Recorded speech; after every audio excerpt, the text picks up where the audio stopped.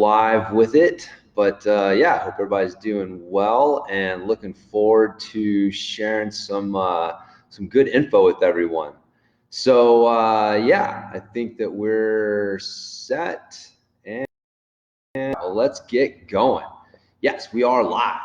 All right, so welcome to the Isometrics for mountain biking webinar. And yeah, I'm really excited about this one. On Monday, I released a new training program. It's a completely new training program. It's really the first totally new program I've come out with for quite a while. And it was based on isometric training. And I call it the Atomic Strength Training System. And I'll explain a little bit more about why I came up with the name later, but I definitely got a lot of questions from people about it that I wanted to address in this webinar. But I also wanted to explain why isometrics are such a important part of being a good rider. Excuse me. It's one of these things that, we know isometric training exists, right? Isometrics is where you're creating tension without actually moving. So you're not creating movement, but you're creating high levels of tension. And, we know it exists, but how exactly do you use it, or is it even worth using, right? Do we need to even waste our time with it? So what I wanted to do with this webinar was share really my journey over the last few years with isometric training and how it's impacted my training personally, the results that I've seen with it, the programs that I've been using with clients that I've been working with and stuff. And so the Atomic Strength Training System, or program that I released on Monday, was really kind of the culmination of that. This is based on my experience and my research over the last few years. This program is what I've come up with in order to help us get really the goal is nothing that I've come up with is new, as much as I feel like I've put it together in a way that makes it accessible. And it's really what my goal is with the Atomic Strength Training program, is to make isometric training more accessible to mountain bikers specifically, and really just people in general, because it is such a powerful training tool. So anyways, as I get going, if you guys have any questions or anything like that, feel free to pop them in the comments. I'll be happy to answer them. But yeah, so real quick, my story with isometric training, just so you kind of understand where I'm coming at it from. I first got exposed to what I'm doing now with isometrics a few years ago. I mean, again, I've been in the strength training field for a long time. I've played around with isometrics before. I've read about them. I've read other coaches and how they use them, but it's never something that I thought was super important for my own training, right? Specifically, it's not, I'll address some of these specific concerns, but it only, builds strength in a specific range of motion. It's not very functional because you're not moving, and sport is dynamic, and all these other things that I thought I knew were reasons to not focus on isometric training more. And so a few years ago, I went to a workshop by a guy named Steve Maxwell, who's a pretty well-known fitness coach, strength coach, and old-time guy, been at this for 50 years. And so really knowledgeable about, seeing all these trends coming and going. And so I went to his a workshop that he put on, and I was going because I wanted to see the mobility stuff that he was doing. I've been doing a lot of jiu-jitsu lately. In fact, you can see my the banner back there. This is from my jiu-jitsu school that I have. But I've been doing a lot of jiu-jitsu, and I'd gotten a groin injury that was really bugging me. It had been months and months, and it was getting to the point that I was going to have to take time off. And I saw that this guy was putting on this workshop, and it was emphasizing kind of how to help older guys continue to train, and the mobility thing was something I was really interested in. He had a strength training part of it that I was like, whatever, I'll check it out, but I'm sure there's nothing new I'm going to learn. And so I went with my buddy Rob. We drove 9 hours through the desert to Scottsdale outside of Phoenix and go to the workshop. And he did the mobility stuff first, and that was great. I was pumped. I was like, yeah, man, I learned a bunch of new stuff, going to be able to help with my groin injury, and it definitely did. And is a lot of stuff that I learned there is in the mobility stuff that I continue to do today. But when he got to the strength training part, that's when things got real interesting. And so again, I've been at this for a while. I've been working out personally for 30 years. I've been doing it professionally for over 20 years, focusing on mountain bikers for, over 15 years. I've produced some pretty good results. I've had national champions in 3 different mountain biking disciplines, worked with, hundreds of riders personally, thousands of riders through my programs, and I produced some decent results. So I felt like I had a pretty good handle on what it took to create a good training program and what the components of a good training program were. And so when Steve started talking about specifically isometric training and super slow training, I'm just like, all right, whatever, man, we'll see what you got here. And so he put us through some exercises using what he called the ramping isometrics system.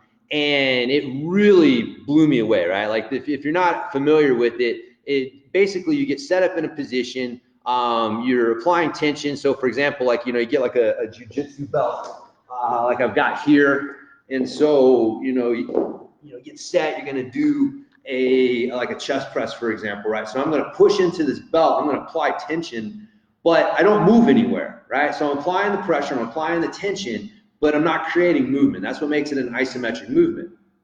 And so ramping isometrics are where you have 3 distinct periods of ramping up the intensity. So you start out at 50% effort, and you're just getting your posture and your breathing set. And then you ramp up for another period of time to 80%, 75, 80%. Like we're starting to get hard, right? But you've got to maintain that breathing and your posture. And then finally, you ramp up to 100%. You're trying to put maximum effort into it, maximum tension, maximum effort. But you have to maintain that breathing and posture, right? So if I start out like this, and then I go like this, and then finally my last one, I'm like, like that's not it. That's not what we're looking for. So what ramping isometrics allow you to do is ramp up your tension while maintaining good strength and posture. And so this was a really interesting concept because I'd never seen it before.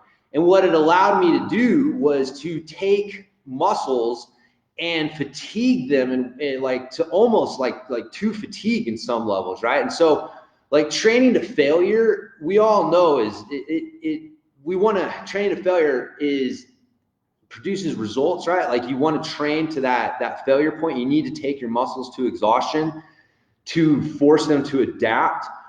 But if you've trained for any period of time, you know that training to failure comes with drawbacks, right? Like you can get hurt doing that. But when you do isometric training, you can take a muscle to failure very safely. You're not going to get hurt. Like you have to really try to hurt yourself, especially when you're using the ramping isometric technique, because you start out nice and easy, and then you ramp up, and you should be increasing the tension in the right muscles and maintaining good breathing. So instead of just grabbing the belt and then going like 100% for like 6 seconds, and it's like, man, if you didn't get it in the right area, then you might actually kind of create tension where you don't want it. Like this method allowed you to safely increase the tension to that 100% level where you're able to exhaust the muscle, take it to that maximum effort. And so again, like if you look in the research, like research shows that training to failure, like 1 set to failure works, right? When you look at research, it's 1 set to failure. Like this is why it's not, how many sets do you need? Like the research isn't clear on it, because 1 set to failure can produce the same, if not, really close to multiple sets. And so, but again, the problem is, well, how do you overcome the risk of injury? As you get stronger and you're taking yourself to failure, the risk of injury increases.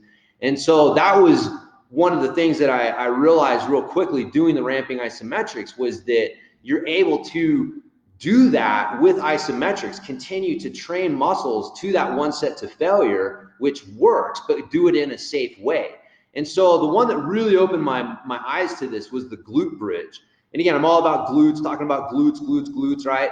And then I do this glute bridge, and man, I've never felt my glutes like that cramped and that much tension in my glutes before. And that was where I was like, man, there's something going on here, right? Like if getting my glutes strong and getting tension there is the key, and I'm able to do more with this than any other exercise I've ever tried, like then there's something here, and I need to look more into it. And so anyways, like I said, I was really had my eyes open to a different way of using isometrics at Steve Maxwell's workshop. And so me and my buddy Rob, we drove back through the desert, 9 hours back home. And, you know, we're talking about this crazy new stuff that we've been exposed to. Because again, he's been working out for a long time as well. And neither one of us had ever heard of anything like this or seen anything like this before. And we were just like, holy crap, this is crazy. What do you think will happen if we do this for like 6 months? And so we made an agreement. We made a pact that we were going to do that. We were going to follow, we're going to do the Ramping Isometrics program that we learned from Steve, and we were going to do it for, you know, like 6 months and hold each other accountable, which is really important. And I look back and I realized that I was fortunate that way because, man, isometrics are tough, right? They're mentally grueling. They're not the funnest thing in the world to do. And it's easy, no one does them, right? And so it's easy to look around and be like, you know, are they really that important? And just quit after trying it once or twice and not really being able to see the results. So having a partner, and we were going to hold each other accountable to do 2 isometric workouts a week for 6 months and see what happened, really helped put me in a position that not a lot of people are when they say, I'm going to try a program like this. And so I was really fortunate, you know, to have Rob drive with me through the desert there in the first place, and then help hold me accountable to try it out. But it didn't take very long for me to start to see the results. And after just like a month or two, I started to notice really noticeable differences in both how I was creating tension within my movements, like the recruitment pattern. I could literally feel my body changing how it was recruiting muscles to move in a more efficient way. And I could also feel that my ability to create high levels of tension and maintain good breathing and posture was greatly improved as well. And so these 2 things had direct noticeable impacts on my other workouts and on my riding. And so again, just like, wow, this is really good stuff. And so I came out with my original Ramping Isometrics program. It's been a year or so, I guess. And it was basically taking Steve's concept of the original Ramping Isometrics that I was introduced to, which was 3 30-second blocks of 50, 80, 100%. And then I kind of expanded some of the exercises and the movement patterns and stuff that were being looked at, and use that original Ramping Isometrics system within that context, and came out with that Ramping Isometrics program. But over the last few years, I continued to do more research and have more experience and insights with isometric training. And I've realized that there are some other ways to use isometrics that are going to make it even better. And that's what the Atomic Strength Training System is the new way that I'm using Ramping Isometrics, and the new isometrics, the timed holds that I'm adding in as well. And these 2 things round out and create the system. And so that's kind of how I've arrived where I'm at. But you know, I did not get into isometric training thinking that this was going to actually do anything for me. It was an accident that I got into this stuff, kind of like the flat pedal thing. You know, it was an accident. I just started looking into, you know, science behind clipless pedals because I'm training pro riders, and I figured that I would try to learn more about them. And so sometimes the most interesting turns that you take in your life come by accident, and this has been one. So the isometrics have been a really eye-opening experience for me, and so I'm hoping to get more people interested in it and trying it out, because I know that it is not the most common thing. So just real quick though, I do want to point out that isometrics, they're not new. Like, they've been around forever. If you look throughout the history of training, you'll see that isometrics have had a role in pretty much all periods of time. So even if you look back at ancient history, right? Like, you would have the ancient Spartan archers who would draw their bows and hold for time. That's isometrics. You would have, you know, we've seen the like the kung fu masters who would hold the clay pots or whatever. That, you know, that's isometrics. Even original yoga, right? Like, yoga is a form of isometric training. You're getting into an extreme position and holding for time. That's a form of isometric training. The ancient Greeks would have heavy metal plates that they would hold in front of them. Like, that was part of their strength training. And so again, isometrics, you know, that's basically isometrics. So when you look back, you'll see that isometrics have been part of physical culture pretty much since there's been a physical culture. And even recently within our own physical culture of working out, they were pretty popular back in the 60s, maybe, into the early 70s. So with powerlifters and Olympic weightlifters, they were extremely popular. In fact, the power rack that you find in gyms that has all of the pins that you can set at different heights, those were originally designed for isometrics. Those were originally designed so that you could set pins at different levels and use that for isometric training. And most people don't know that, but that's what a power rack was originally designed for, because it was designed during the last heyday, the last renaissance, if you will, of isometric training in our country and in like kind of the Western physical culture. But again, you look back into it and you will see that isometric training had a very, respected role in our physical culture and training up until really kind of recently. And again, I don't want to blame it all on Joe Weider and bodybuilding. It's easy to do that, but there's definitely that shift, that really weird kind of dark period that we went through where we all equated strength training with bodybuilding and bodybuilding with strength training. I think did a lot to, get isometrics, they're not great for building muscle. Right? Like they have a role in building muscle. They certainly, if you know how to use them correctly, they can help you with that. But that's not their primary role, which again, for us as mountain bikers is great. If you're able to build strength without building muscle mass, that means you improve your strength to weight ratio and that, your power to weight ratio. And that's the holy grail for us, is improving that strength and power to weight ratio. And so, but again, if you have a training method that doesn't, you have a sport where your goal is to build muscle and you have a training method that doesn't really produce a lot in that specific area, they're not going to use it as much. And so, again, the message is that isometrics aren't that important. And so we've had, we've gotten out of the bodybuilding phase. We're getting into the functional training stuff that's going on more recently. And so, but again, I think isometrics are, and again, if you like planks, what are planks? Planks are isometrics, right? So, what is holding a pause at the bottom of a squat for if you do tempo training, right? So you come down to a count of 3 and you pause for a count of 1, or come down and pause for a count of 3 at the bottom. Like any pauses, that's a form of isometric training. When you're creating tension without creating movement, that's isometric. Okay, and so if you look at it, you'll realize like, wow, we do use isometrics. It's just most coaches and most people don't use them in a systematic way. They just kind of like, oh, we'll do a plank here and we'll hold the bottom of a squat there and the top of a chin up here, and not really understanding that they're applying isometrics and how to really tap into isometrics, specifically. And so anyway, so again, like the history of isometrics is long, and the reason it's long is because it's super effective. I mean, trust me, they would not keep doing something this long if it wasn't effective. And so isometrics have been around for a long time, and it's just we need to rediscover them, kind of like the kettlebell, right? Like we forgot about the kettlebell, and we've rediscovered it. Like isometrics are like that. Like isometrics have a longer training history than the kettlebell, right? Like so, anyways. So common questions that I get, because I do think it's important to address this real quick, because why do you even want to listen to anything else that I have to say? If you're stuck with me this long, I appreciate that. So there are some common concerns that people have with this. Now, the most common one is that, well, isometrics only build strength in a specific range of motion. So like whatever position you are in, that's where you're going to build strength, and you get much more out of that specific position, and you're not really building strength as much for the movement. So I saw I just got a question here, Greg. I will get to that question here in just a second.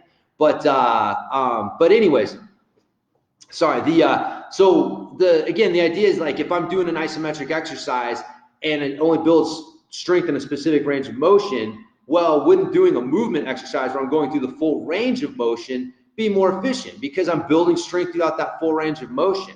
And so again, this makes sense on the surface, but here's the problem with that, is that the lifting weights period, like body weight training and just lifting, even like just plain weights, right, is only targeting one range of motion, right? And so what I mean by that is you have a sticking point. You have within your range of motion of any exercise, right? So let's say you're doing a deadlift, And you can only choose the weight based on your weakest range of motion. Like where's your sticking point? Where do you get stuck? All right. And so if you think about like that movement is a chain, right? And each range of motion is a link within that chain. That weight that you have to choose is only optimal for one link in that chain, right? Like the other links, it's too light. It's only optimal for one of those links. And so you're not really like optimally overloading and training those other links in the chain with regular movement-based exercise either. Like unless you're using something like bands or chains, or, you know, this was one of the ideas behind the Nautilus machines and the shape of the cam, because it accommodates the strength curve. It's harder where you're strongest, and it's easiest where you're weakest. And so that unless you're using something like that, you're only targeting one part of your range of motion anyways, right? It doesn't matter what exercise you're doing. The reps and or the weight are going to be determined by your breakdown point. And that breakdown point is your weakest point within your chain. And so you have to choose those things based on that, right? It's one of the reasons that, you know, like people do like partial rep training. Like people love to do partial squats, right? Because you can lift so much more weight because you don't get into that weak range of motion. And so you're more optimally loading those other links in the chain. But so again, like that argument that, well, you're only optimally loading one link in the chain, one point in the range of motion when you're doing isometrics, that same thing applies to regular weightlifting and training as well. Like I said, unless you're using a tool that accommodates the resistance, then you're only optimally loading one link in your chain, and you're exposing all the other links to potential injury, right? Like if you're putting stress on those links, but you're not putting optimal stress, you're not putting enough stress on them to actually like make them stronger, right? Like you need to get the weakest link in your chain. You need to get that weakest part of your range of motion stronger before you can even worry about the other parts being stronger, right? And so a lot of times when you look at people, you're trying to overcome those sticking points. And like, so again, like I didn't really think about it until I looked into it more and I started thinking about it more. But when you really break it down, like that argument doesn't make any sense, because any sort of strength training, unless you're using some sort of accommodating resistance device, is only optimally targeting one link in the chain anyways. And so the thing is if you improve the strength of the weakest link in the chain, you improve the strength of the whole chain. Okay, and so if you're using isometrics to target that weakest link in the chain and you're improving the strength of that chain, you're going to improve the strength of the overall chain itself. And you're going to do it in a way that doesn't expose all of the other links in the chain to, you know, potential injury risk and you know, training and stuff like that. So again, you need movement-based training. Don't get me wrong, right? Like the thing that Steve Maxwell said that really got my attention was that the skill of creating tension in a muscle and a movement pattern is one thing, and the skill of applying that tension to the movement pattern is another. So like creating tension in the muscles that you need to create the deadlift pattern is one skill, but then applying that to the actual movement of the deadlift itself is another skill. Like that's the difference there. And so that's where, you know, isometric training works on the skill of creating tension. And then you can use the movement-based exercises and your sport specifically as well to you know, for the movement-based stuff, because you do need movement-based stuff. So again, it's not that you need both, right? Like when you look at it, you need movement-based stuff and you need isometric-based stuff. And they support each other. But the problem is that we overemphasize the movement-based stuff. You look at any program, and there is a ton of movement-based exercises going on, and that's great, you know. But you're only addressing part of what we need. And so anyway, so that is excuse me, sit here. So that's the strength of the range of motion there. The other one that you hear a lot is that it doesn't build strength, right? It only maintains strength. And so The problem with this is it's all about context. And this was another thing that when you start looking into the research behind isometric training, it's really interesting, which is that, if I'm going to do a study, right? And so I'm going to look at like chest press, for example, and I have somebody do a movement-based chest press exercise, and then I have somebody do isometrics, right? And I test them at the beginning and see where they're at, and then I have them do the training for the 6 weeks, whatever it is, and then I go back and I retest them. Like what you'll find a lot of times is that the person who was doing the chest press exercise got stronger. They're able to do more reps, or they're able to move more weight, whatever it is. And the person who did the isometric training didn't improve in those metrics as much, right? Like they maintained, they may have done it, they may have improved some, but they didn't improve as much as the person who actually did the movement. Now, and that's to be expected, right? Because if the context is movement, well, then movement is going to do better, because part of getting stronger with a movement is just the skill of the movement itself, right? Like this is why when you first start working out, you improve strength a lot faster than you put on like muscle, because you're just learning how to move more efficiently. And just that right there makes you stronger. And so if you're not practicing the movement itself, you're not getting that chance for the movement efficiency. And so you're not getting that side of of that. And so, but when you look at studies that are looking at isometric strength as the metric, you find that isometric training improves isometric strength way better than movement-based strength, right? And this is one of those things that we categorize under like, well, duh, right? It makes sense, but this is important, right? Because isometric strength is an important part of your performance on the trail. It's your ability to create a platform for you to move around. Like that is isometric strength. Okay, like your ability to create a high tension platform is super important on the trail. And everybody's all into core training and stuff, and a lot of core training is about resisting movement. Well, what is resisting movement? Resisting movement is isometric. It's isometric strength. Right? We need a lot of isometric strength on our bikes. Well, what improves isometric strength best? Isometric training. Okay, so context is everything. So when someone tells you like, well, isometric training doesn't build strength as well as movement-based training, you have to understand the context. What are we testing here? Are we testing the movement-based thing? Well, you're right. We need to practice the movement. Are we looking at isometric training? No, isometric training will win. You'll get way better results if you're testing isometric strength at the end of that, right? So context is everything. What are we trying to improve? So if you're trying to improve isometric strength, then you need to work on isometrics. So, and a lot of times, this is why core training is so popular, because it's that ability to create and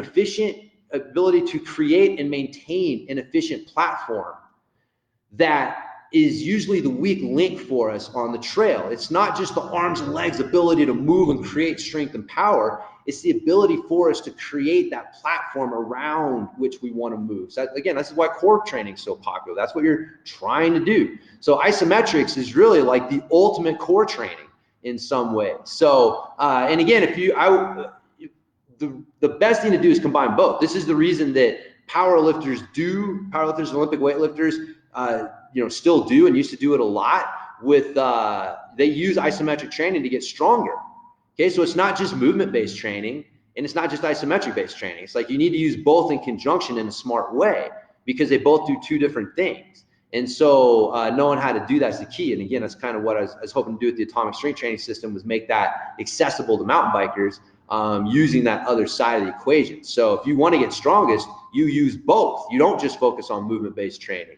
So that's the real answer to that. All right, and then finally, the last concern you hear a lot, and it's kind of tied into these other two, is that it isn't as functional or sport specific as other types of training, because other types of training you're moving, right? If you're doing a box jump, or you're doing a kettlebell swing, or you're doing a squat, or you're doing a push-up, right? You're moving. And if you look at what's going on the bike, well, you're moving, right? Well, a lot of times you aren't, right? Like if you really think about riding, there's a lot of times where you're kind of like statically holding yourself over the bike and letting the bike move underneath you. Okay, so there is a lot of isometric strength and isometric positions involved in mountain biking.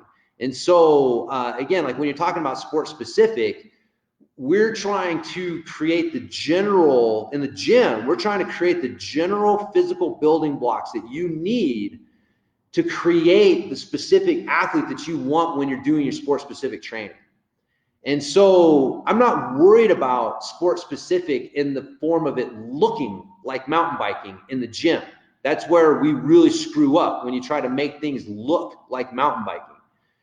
Sometimes they do, sometimes they don't, but that's not your goal, right? The goal is to understand what's the general physical building blocks that I'm trying to build to give this person the best chance to be the best athlete possible when they get on their bike and they start to do their sport specific training. And again, isometric strength is one of those building blocks that you have to have. And so for me to create a truly sport specific program, then you need to have some sort of isometric training in that, with that. So anyway, so that, you know, again, these arguments make sense on the surface, but like a lot of things, when you sit down, you really think about them, you look into the research, you look into the history of stuff, you realize, okay, there's more to this. There's, you know, context is important. You know, the context is super important, right? That's the most important thing, is when people say stuff like this, be like, all right, well, what's your context for that? And then understand like whether that's an accurate context for you to operate from. And a lot of times it's not, right? So anyways, isometrics work good. So I do have a quick question here from Greg, and then he's asking about how to integrate isometric work with other exercise routines, you know, specifically like my ultimate MTB workout program. And that's a great question, and something I was going to get into, but I'll address right now. That's one of the great things with isometrics, is that they're complementary to other workout programs. You don't have to do an isometric only workout program. What you need is, you need isometrics and you need movement-based training. You need both. All right. So, but we did mention earlier, like your sport being on a bike, oh, there we go. Cool. Looked like my video and audio cut out there for a second. Sorry. Being on a bike has a lot of movement. Okay. So just riding your bike is a movement-based training. So what do you not have, right? So you're moving on the bike, you got movement-based training on the bike, and then you go in the gym. Well, what do you not have, right? Like one of the things that you want with a program is to address the things that you need on the bike that you don't use enough on the bike to optimally build. And so, for a second, my legs are falling asleep. Anyways, so the idea is that you need isometric training, and then you can build from there, right? So if you had minimal time, minimal energy, you could do just isometric training and riding your bike. You could do very well with that. So that's like a great in-season training strategy, great for when you're crunched on time, because the isometric training is covering that isometric portion, and riding your bike is covering the movement portion. So, but if you have more time and energy, you can do movement-based workouts as well. So you have your 2 isometric-based workouts.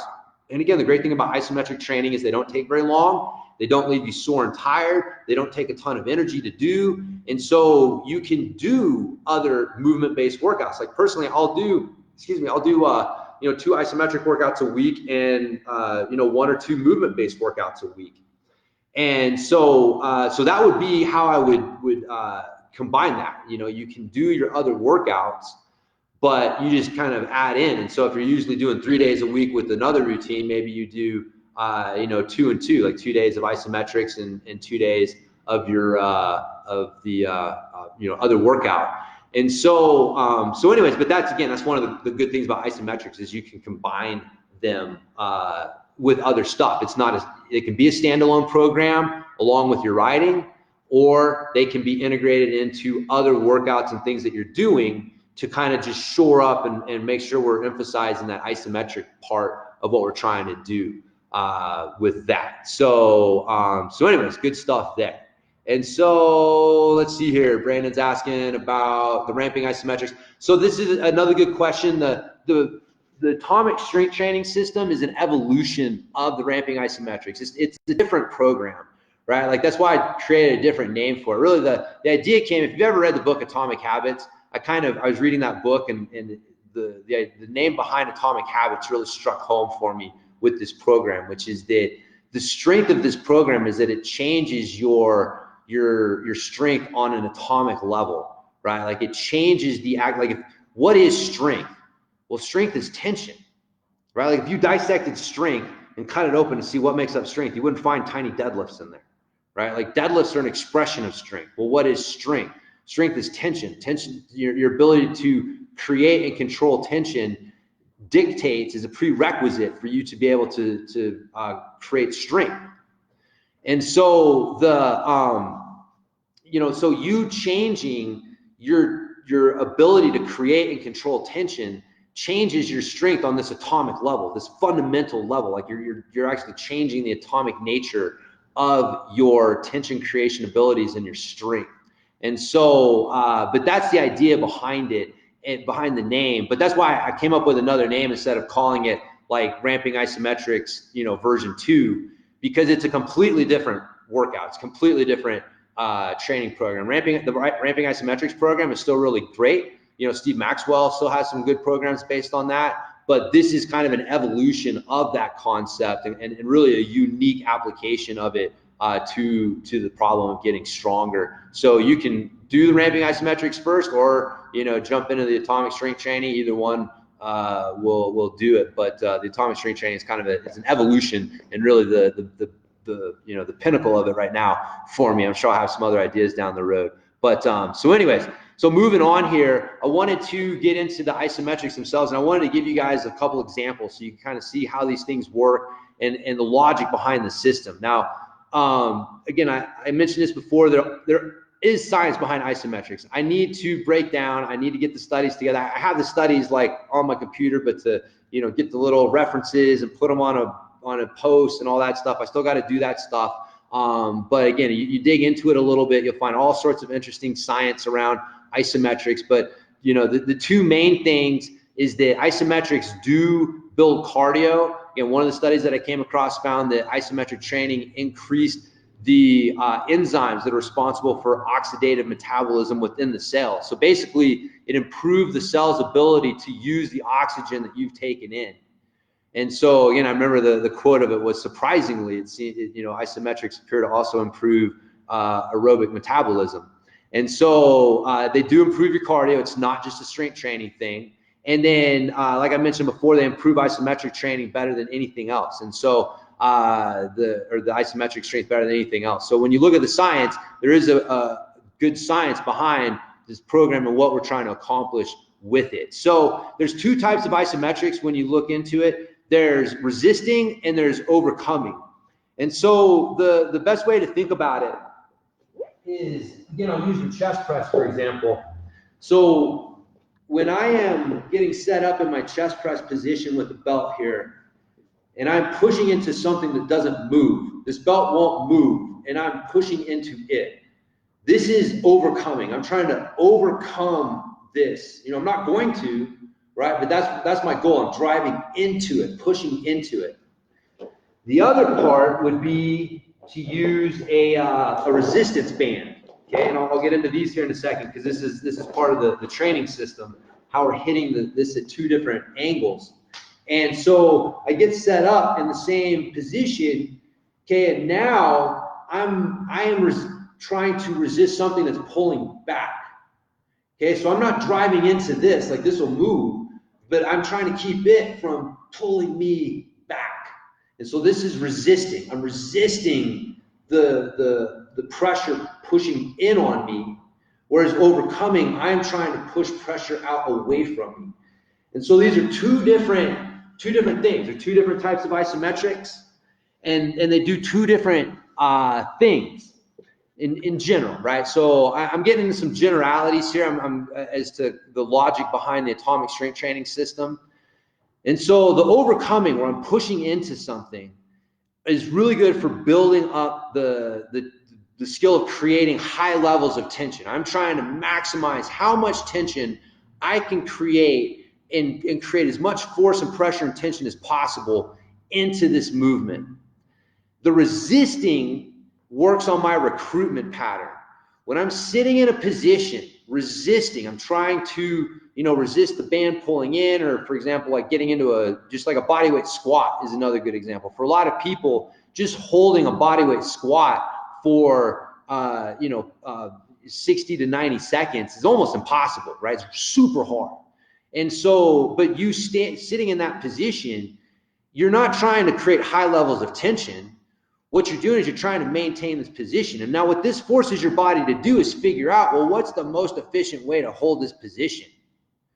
You know, if you're holding yourself in an inefficient way, your brain now has the time to start to figure out, well, if I turn this muscle off here and turn this muscle on here, does that get me in a more efficient position to hold the tension here? Because your body's all about efficiency. It wants to be as efficient as possible. It wants to use as little energy as possible to do the task that you're giving it.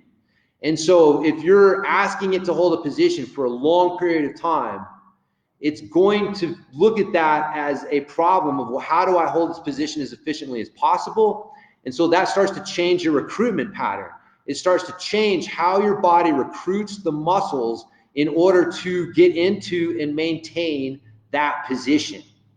And so recruitment pattern is super important from the movement efficiency standpoint, right? The more efficient you can move, the more power you can create with less energy. And also it has a direct impact on your endurance, because if you're more efficient, then you're using less energy, which means that you can get more from your gas tank.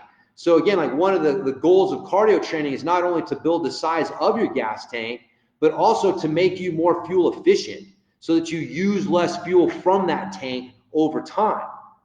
And so that's where this movement efficiency comes in. The more efficiently you move, then the less gas you're going to pull from that tank to create that movement. And so holding these positions for long periods of time does that. Now, this attacks the problem of of tension, right? The trying to increase our skill of creating tension from two different angles. Okay, we're working on one, the ability to create high levels of tension within the muscle and within this movement pattern with the overcoming. And then we're working on our recruitment pattern, how efficiently we're able to be in these positions, how with the timed holds. And so again, you can use body weight, you can use something like resistance bands to help enhance this. But these two types of isometrics attack this problem from two different angles. And so we want to combine these two together to create an isometric training system. So so that's kind of the idea behind the atomic strength training system. Like I said, was going from the ramping isometrics by themselves to also starting to do some of these exercises with bands and realizing that this resisting was different, and then doing some research into it and realizing that there's some ways to manipulate these things to get even more from them, in my opinion. And so that was, again, the idea behind the atomic strength training system. So I wanted to give you guys a couple examples to show you kind of how this can work.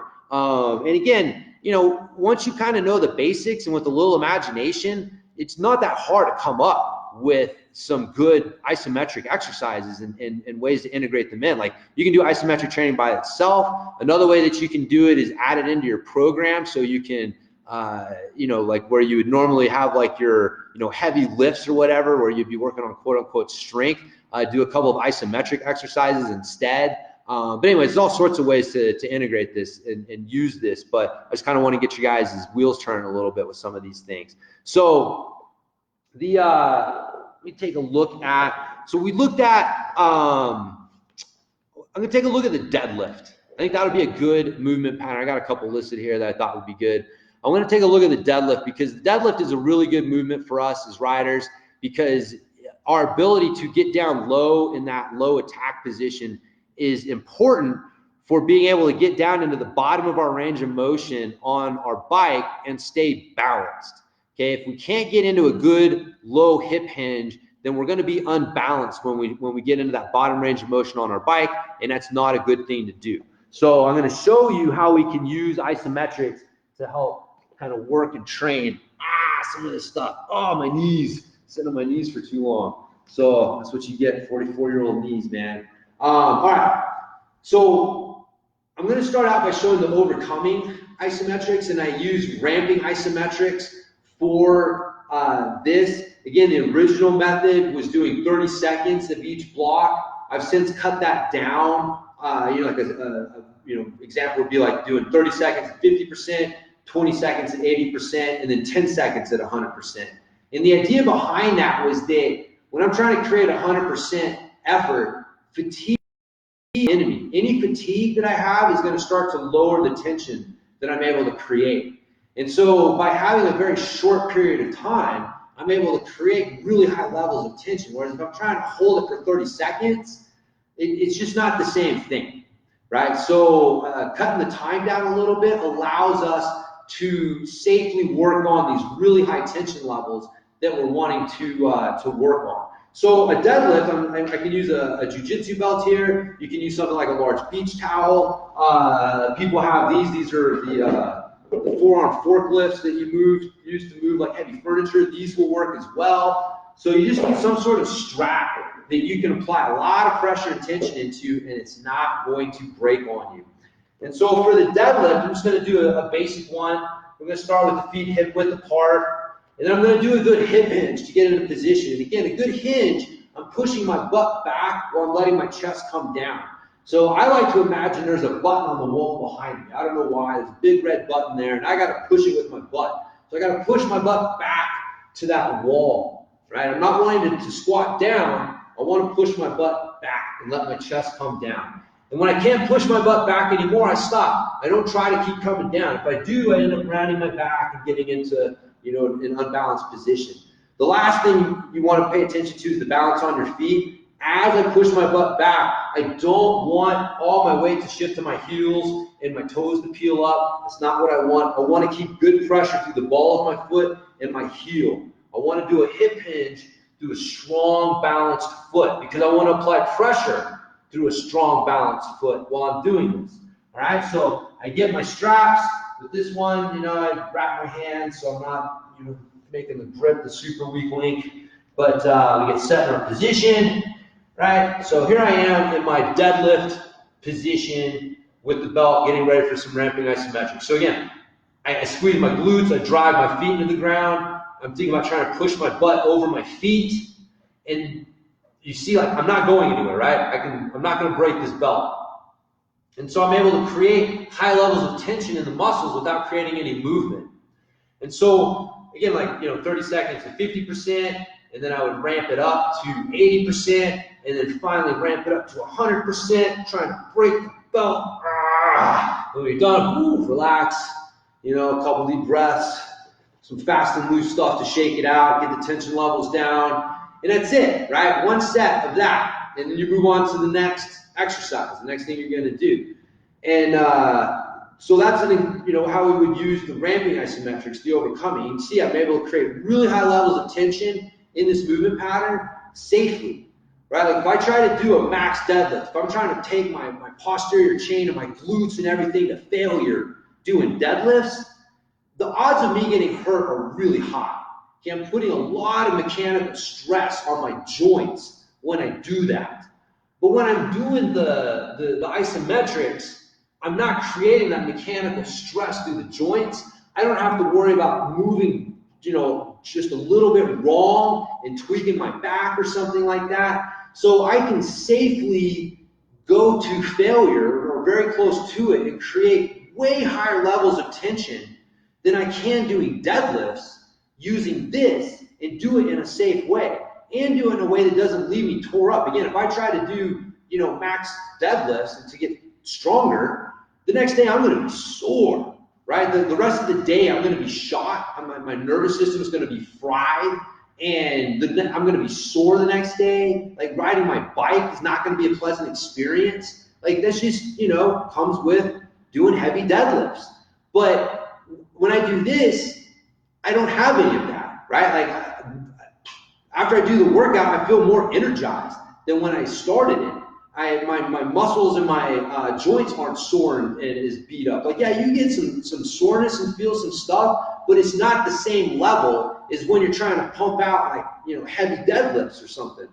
And so again, like riding my bike later that day or the next day is a much more pleasant experience. And so using this, again, the idea is to use something like this to work on the strength. And then I still need to do deadlifts, right? If you want to do deadlifts, I still need to work on the skill of picking things up off of the ground.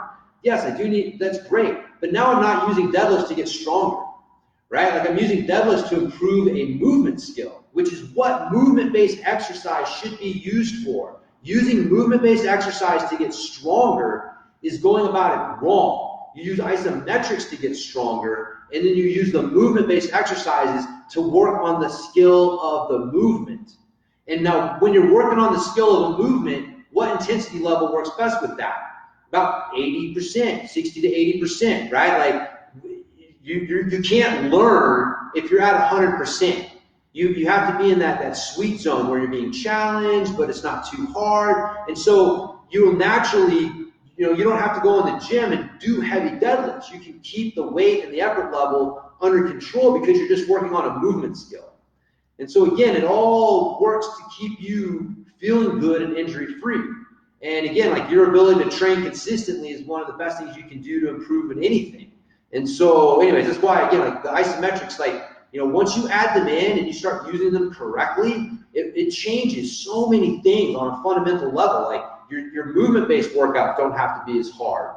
And so that means you're not as sore. And that means that you can put more time into riding your bike. And that means that you're going to get better as a mountain biker, which is ultimately what we want, right? So anyways, so that's got a little off track there, but that's how we use the ramping isometrics to work on the tension creation skill.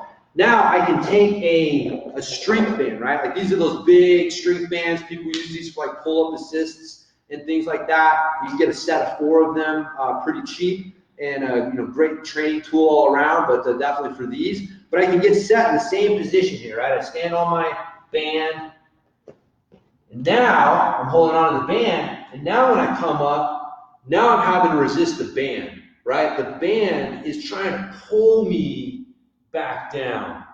And so I have to resist that. Now I would hold this position for at least 45 seconds. So, if you're not able to hold it for at least 45 seconds, it's too heavy, or whatever you're using is too much. So at least 45 seconds, but up to 90 seconds. Okay, so holding that position for 90 seconds is going to force your body to figure out the most efficient way to hold that position.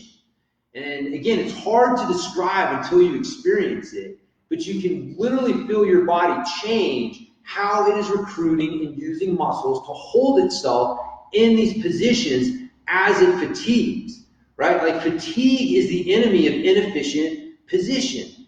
Your body, as it fatigues, will look for I got to find a more efficient way to hold myself.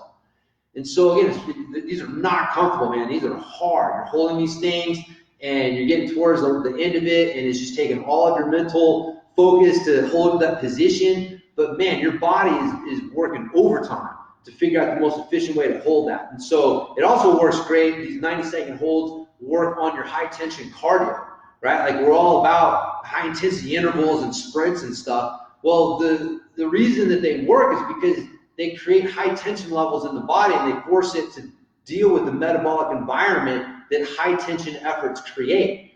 Well, what is more high tension than a 90-second isometric hold? And you get no rest, right? Like you're not doing 20 seconds on and 10 seconds rest and 20 seconds on and 10 seconds rest. It is just hold, constant tension the whole time. So again, this is one of the reasons that the studies found that it actually improves your aerobic metabolism, because your body is having to work cardiovascularly very hard to fuel the tension that you're creating. And this is a very important part of your overall cardio fitness and endurance on the trail. High tension cardio is a fact of life for us as mountain bikers. And this is the best way for you to work on your high tension cardio. Improves your mental toughness. It forces you to keep good breathing and posture so that you maintain those things during the high tension efforts on the trail. So a lot of stuff that you get from that. So those are the 2 different types of isometrics, right? You have your overcoming, and then you have your resisting. Now with the resisting, I also will do something where I'll add in some reps, because again, if I've done a hold and I've improved my recruitment pattern, well, if I do a couple reps with that improved movement pattern, that'll help cement it on my nervous system even a little bit more. And so the way that we'll do that is we would do our hold, for example, with our deadlift, right? So I do my deadlift hold, and I hold this for the, the 90 seconds. And then when I'm done, okay, come out, shake that off, catch my breath. And then what I would do is get a band that's a little bit lighter than that. And I would step on it, and now I would do 5 reps. Okay, so I'm here, and I would just come all the way to the top and do my reps. And come all the way down and back up. And I would just do like 3 to 5 of them. Okay, I'm not trying to induce any fatigue or anything like that. What I'm literally doing is just giving the brain a chance to work through that full range of motion, the whole movement chain, with this improved recruitment pattern in the weak range of motion, fresh in the brain, right? I just did it, so let's give it a chance to cement it even more, but cement it over the movement pattern itself. And so by adding in the timed holds and then having the reps, makes it even more effective, I've found. And so, and you're getting some movement-based training as well, kind of helps fill in that gap a little bit. So that's an example of of kind of how you can apply this. Again, it's the same position, but using a strap for the resisted. There's definitely some recruitment pattern stuff going on there, but the main thing we're working on is the high tension level, the skill of creating those really high tension levels within the muscle and the movement pattern. And then we have the overcoming. And again, there's some tension skills going on there, but the majority of what's going on there is the improved recruitment pattern that we're getting from that. And so again, you combine these two things together and you've got the Atomic Strength Training System. So again, there's all sorts of different ways to apply isometrics, body weight stuff. Just, I told you planks are isometrics. Okay, like so even like a push-up hold, bottom of a push-up, lunge holds, those are great. I love these things. These things for mountain bikers are money, right? Get in the bottom of your lunge and then just hold this position. Like when you get to where you can hold this position for 90 seconds, like your standing pedaling is going to feel completely different on your bike. And again, I want good tall posture. I can't be leaned forward like this. So if you have to, come up a little bit, but I got to maintain this tall torso. So if I can come all the way down, fine. But if I find myself leaning forward, that's not it. I got to find the position where I can, maintain that upright torso. But push-up holds, lunge holds, those are just great ways to start integrating some isometrics into your routine. Easy stuff, man. Body weight is accessible by everyone. But add in a couple tools, a strap like a jiu-jitsu belt or a forearm forklift, and a set of training bands, the strength training bands, the pull-up assist bands, and you're able to open up a whole world of movements and things that you can do. And so that's kind of it. That's what I got on my notes down here. With the Atomic Strength Training Program, again, I'm super excited to get that out. If you guys are interested, I got a link, here in the description here where you can learn more. And I am doing a special on it this week that I'm doing the launch.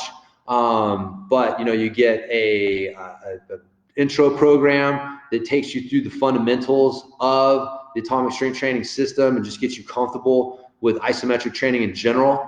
It's important you commit to at least 3 to 4 weeks of it. It takes a few times for it to start to make sense, right? Because right off the bat, when you go, all right, 50, 80, 100% effort, most people are like, what is that? Right? So, we don't even have control of our volume knob. You don't even know how to control the volume on your tension, which is right there. That's a skill. The fact that you need to work on that says something, or it means that you're going to get something from this.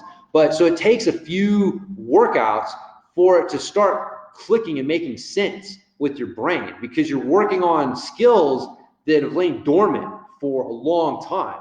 And so, you do have to commit and get to it. But that's why I have the intro program, because it kind of walks you through the basics of isometric training and the program and gets you set to go from there. Have some advanced workouts that you can get, and also have a template, right? Like I have a list of all, I've identified 9 different movement patterns, if you want to call it that, like hinge, squat, all that's great, but you know, there's more to it, right? Like when you start looking at, we've got our neck, right? Front and back of the neck. You've got the shoulders, push pull with the shoulders. You've got the hips, you know, push pull with the hips. So that would be like a hip flexor and a hinge, or I mean a bridge movement. So like a single hip extension. Then you get into like double hip extension, and now you're talking about a hip hinge and a squat.